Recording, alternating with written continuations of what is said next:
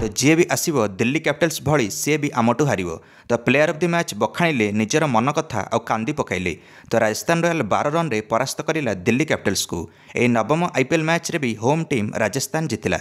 लगातार एवं 100 match home team ही जितु चलती आईपीएल रे।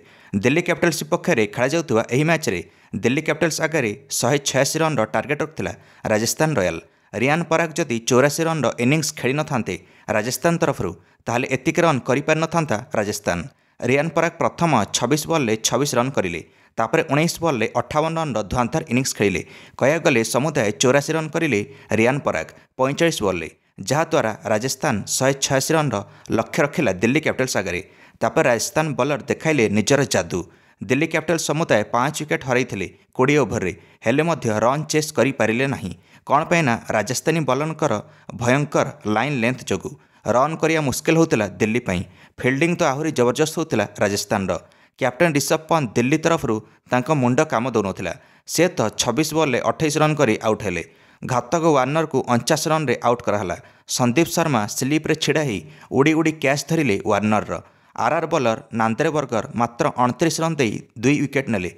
एणिकी 3 ओभर करथिले से। यूजी चहल मात्र 19 रन दे 2 विकेट नेले।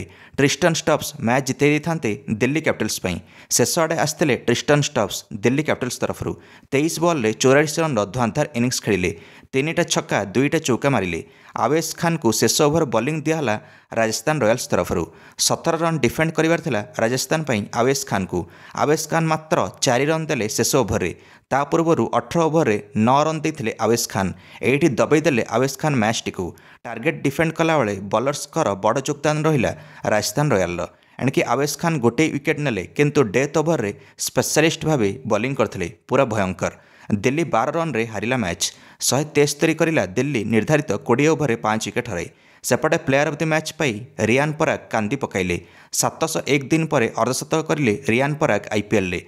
22 वर्षीय रियान पराग कहले बहुत ट्रोल होउतली रन करि पार नथली बोली। आज बैट रु रन करिली आ प्लेयर ऑफ द मैच पाइली आ राजस्थान को जिताइली। या थ्रू मु बहुत खुशी।